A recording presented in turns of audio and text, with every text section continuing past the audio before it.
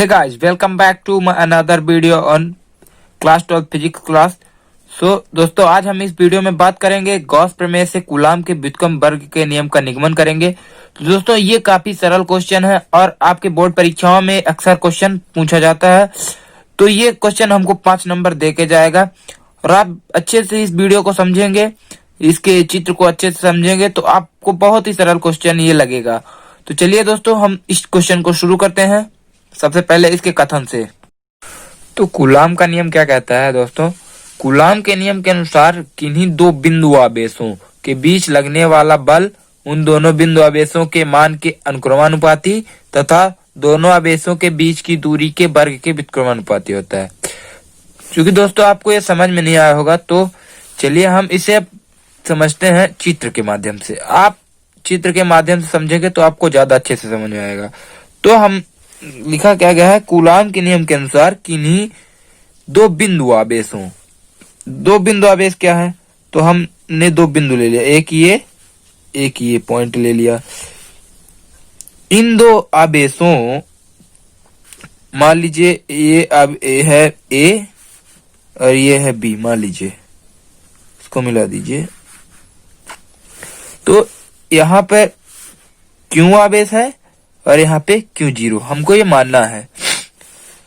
तो दो आवेश हो गए, ये दो आवेश हो गए। दो बिंदु आवेशों के बीच लगने वाला बल, इन दोनों आवेशों के बीच जो हमारे बल लग रहा है, फोर्स एफ बल लग रहा है, फोर्स ये जो बल लग रहा है, तो उन दोनों बिंदु आवेशों के मान यानी या परिमाण हो गया या मान हो गया, तो ये क्यू और क्यू जीरो के अनुक्रमानुपाती। तो क्या है, पहला कथन है कि उन दोनों बिंदु आवेशों के बीच लगने वाला बल उन दोनों बिंदु आवेशों के परिमाण क्या है, क्यू और क्यू जीरो, तो क्यू जीरो के अनुक्रमानुपाती और उन दोनों आवेशों के बीच की दूरी के वर्ग के व्युत्क्रमानुपाती होता है।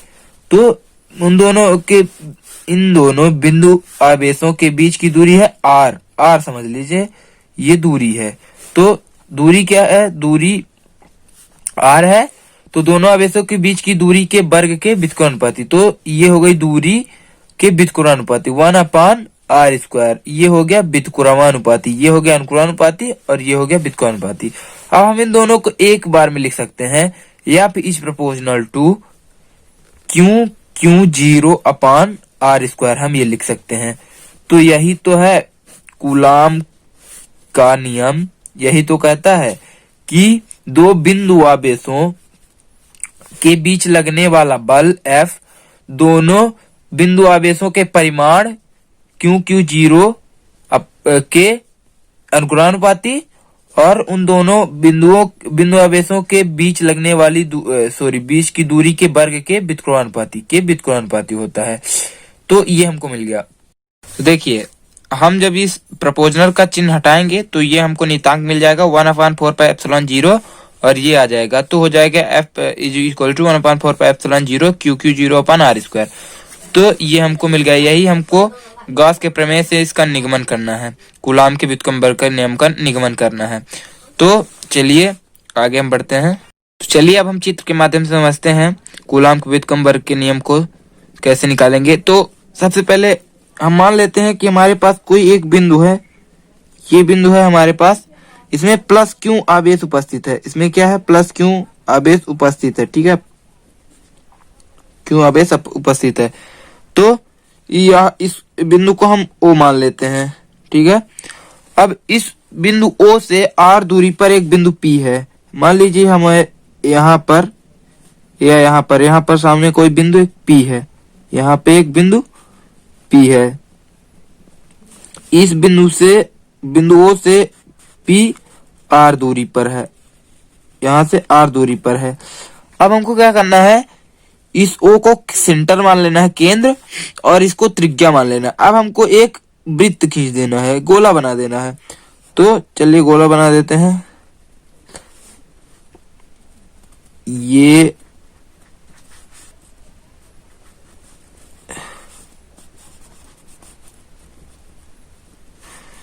ये गोला बन गया। तो देखिए, चूंकि यह एक पृष्ठ जो है पूरा ये गॉसी पृष्ठ की तरह कार्य करने लगेगा। जब ये पूरा पृष्ठ गॉसी पृष्ठ की तरह कार्य करने लगेगा तो इस पृष्ठ के प्रत्येक बिंदु पर, हर बिंदु पर विद्युत क्षेत्र की तीव्रता एक समान हो जाएगी। चाहे बिंदु कहीं भी मौजूद है इस पृष्ठ में, हर बिंदु पर विद्युत क्षेत्र की तीव्रता एक समान हो जाएगी। और पृष्ठ के लंबवत ये बाहर की ओर होगी, एक लंबवत होगी, एक समान होगी और लंबवत होगी। तो ये हमने यहाँ चूंकि यहाँ पॉइंट लिया है तो एक समान होनी चाहिए और लंबवत होनी चाहिए। तो ये सामने, अगर हमने ये पी पॉइंट यहाँ पे लिया होता तो एकदम सामने होती और एक समान होती और लंबवत होती।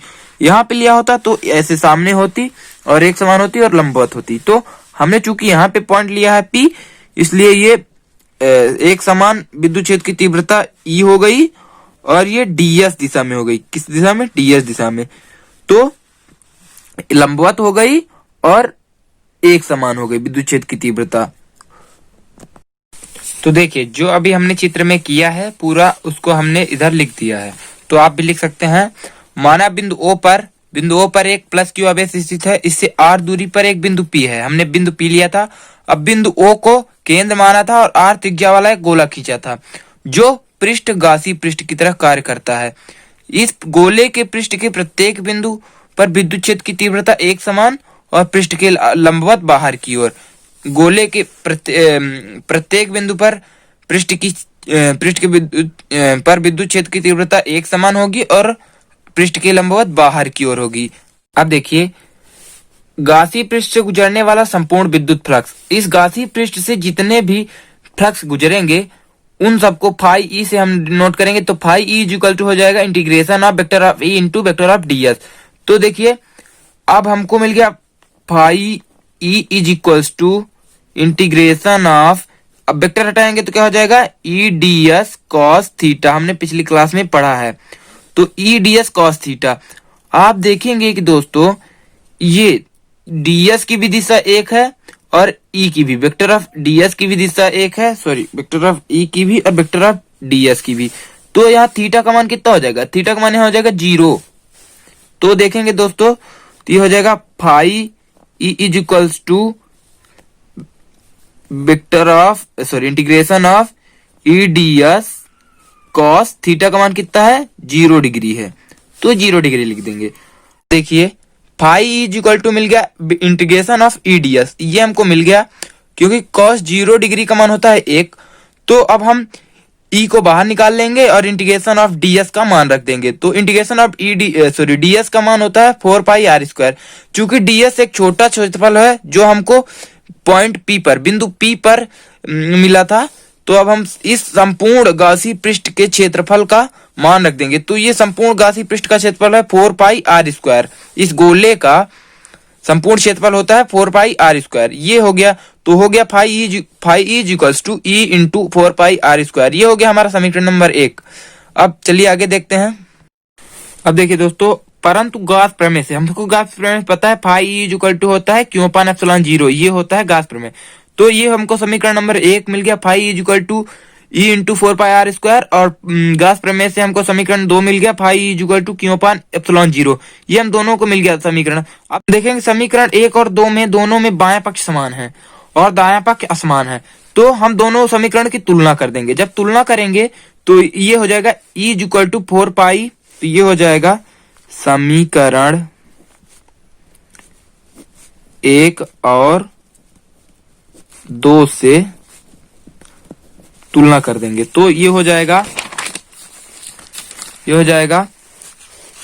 ई इंटू 4 पाई आर स्क्वायर, ये हो जाएगा, और वो हो जाएगा क्यू अपान एप्सिलॉन 0, ये हो जाएगा। तो हमको चूंकि ई का मान निकालना है तो ई इज इक्वल टू हो जाएगा 1 अपान, ये चूंकि इंटू में है तो ये अपान में आ जाएगा, उधर जाएगा तो पक्षांतरण होगा। तो ई इंटू हो जाएगा, ई इज इक्वल टू हो जाएगा 1 अपान 4 पाई एप्सिलॉन 0 और क्यू अपान आर स्क्वायर, ये पूरा जाएगा। तो ये हो जाएगा 4 पाई और ये एप्सिलॉन 0 और ये आर स्क्वायर जो अपान में था तो नीचे हो गया और क्यू ऊपर था तो ऊपर। ठीक है, ये हो गया हमारा समीकरण नंबर 3। ये समीकरण 3 मिल गया हमको। अब चलिए आगे। अब देखिए दोस्तों, चूंकि अब हम बिंदु P पर एक परीक्षण आवेश Q0 की कल्पना करते हैं। यहाँ पर मान लीजिए एक परीक्षण आवेश Q0 है इस बिंदु पर, तो ये हमारा गॉसी पिच की तरह कार्य कर रहा था। यहाँ पर बिंदु P है, तो इस पर हमें एक परीक्षण आवेश Q0 की हमें कल्पना करते हैं। तो इस आवेश Q0 पर लगने वाला बल, इस प्लस Q आवेश के कारण इस परीक्षण आवेश पर लगने वाला बल F सुनिए, ये देखिए, अब हम बिंदु P पर एक परीक्षण आवेश Q0 की कल्पना करते हैं, तब प्लस Q आवेश के कारण आवेश Q0 पर लगने वाला बल F, जो F है वो Q0